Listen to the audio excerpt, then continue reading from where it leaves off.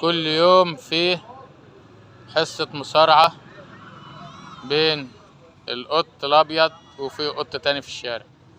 كل لما يشوفه ماشي يقوم عامل لمس الاكتاف.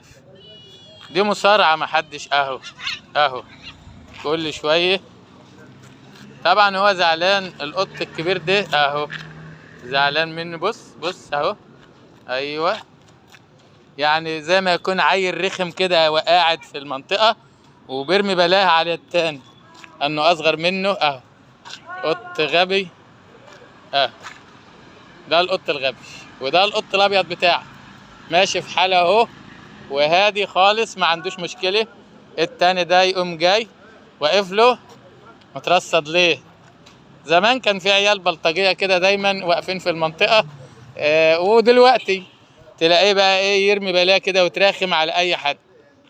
ايوه القط الابيض. طبعا القط الابيض ماشي جنبي في حمايتي اهو ابسط انه يمشي في حمايتي، لكن البارد ده برضه مستنيه يبعد عني. لو بعد عني لحظة هيقوم هاجم عليه. يلا ابعد روح.